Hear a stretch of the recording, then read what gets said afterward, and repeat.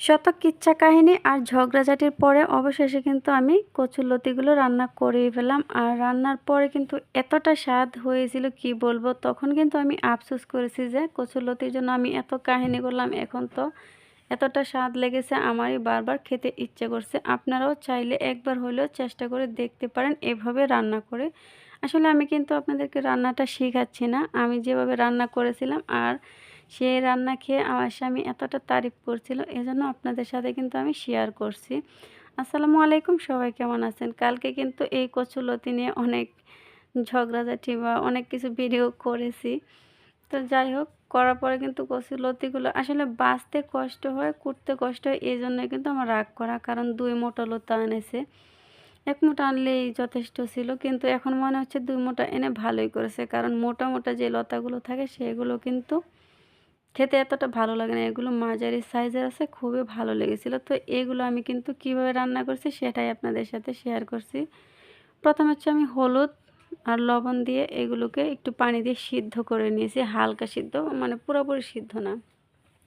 করে নেওয়ার পরে আবার আমি কাঁচামরিচ, পুঁটি মাছের যেটা চাপা শুটকি, আর হচ্ছে আদা, তারপর পেঁয়াজ রসুন, এগুলো একসাথে ব্লেন্ডার করে নিয়েছি। নিয়ে তারপর তেলের মধ্যে মশলাগুলো কষিয়ে এই যে এখন আবার এই সিদ্ধ করে রাখা লতাগুলো আমি ঢেলে দিয়েছি, দিয়ে একটু পানি দিয়ে যে রান্না শুরু করেছি। আমি কিন্তু আলুগুলো খোসা সহকারে রান্না করছি, যেহেতু নিজের জমির আলু আর এই দেশি আলুগুলো কিন্তু খোসা সহকারে রান্না করলেই অনেক স্বাদ হয় খেতে। এজন্য আমি চাপা শুটকি রান্না করলে খোসাটা মাঝে মধ্যে রেখে দিই, কিন্তু হচ্ছে অন্য তরকারিতে আমি খোসা ছাড়িয়ে রান্না করি।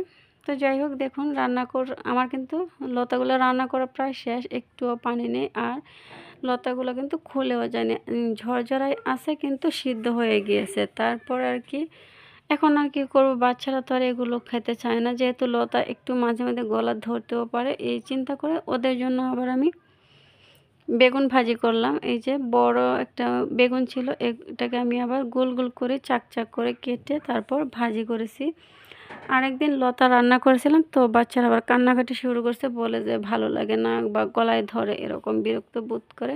এজন্য আজকে আবার ওদের কথা চিন্তা করে তারপর এই যে এই বেগুনগুলো ভাজি করা। কিন্তু বেগুনগুলো দেখুন আমার সাথে তেরামি শুরু করেছে, এদিক সেদিক চলে যাচ্ছে, উল্টাতে গিয়ে কীরকম হয়ে যাচ্ছে। যাই হোক, তো দেখতে দেখতে কিন্তু আমার রান্নাগুলো শেষ।